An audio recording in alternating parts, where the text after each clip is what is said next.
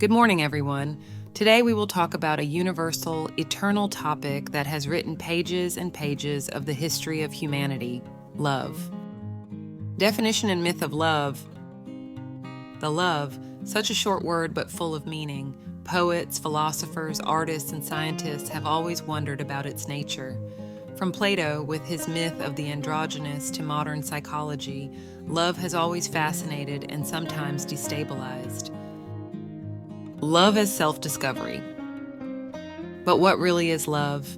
More than a mere physical attraction or sentimental bond, love is a journey of discovery, not only of others, but of oneself.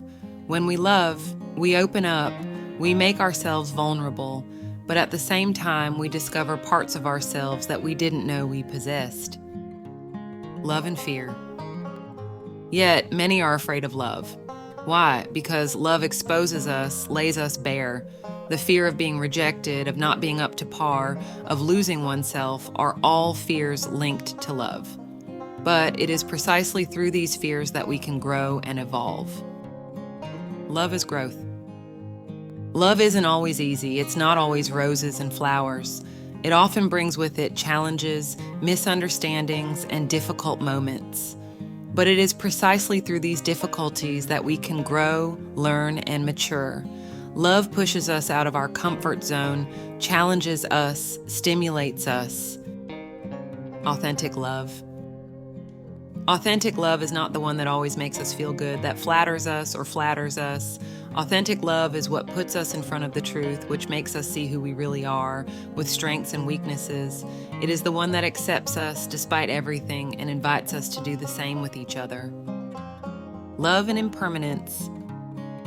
But love, like everything in life, is impermanent. It changes, evolves, transforms, and we must learn to accept these changes, to flow with them rather than resist them, because resisting the inevitable flow of life and love is a source of suffering. Opportunity.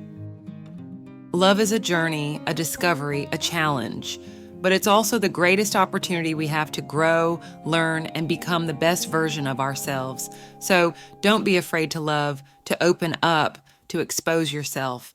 Because, as the great poet Rumi said, the wound is the place from which the light enters. Love, in its essence, is a teacher who constantly teaches us lessons of life, acceptance, and personal transformation. Love, like a river, flows ceaselessly, bringing with it valuable lessons of resilience, acceptance, and the courage to continually evolve. Love, in fact, teaches us to remain steadfast, to navigate the tumultuous waters of life with courage and determination. Love enlightens us, guides us through the storms of life, and brings us to tranquility and inner peace. The first encounter with love. The first encounter with love, often during adolescence, throws us into a whirlwind of emotions. That exhilaration, that sensation of flying, that perception that everything is possible. But adolescence is only the beginning of a long journey of understanding. Love and illusion. Over time, we realize that love is not just that initial feeling of euphoria. There is a moment when reality takes over illusion, and we find ourselves at a crossroads: abandon or persevere. Love matures. As we mature, our concept of love also evolves.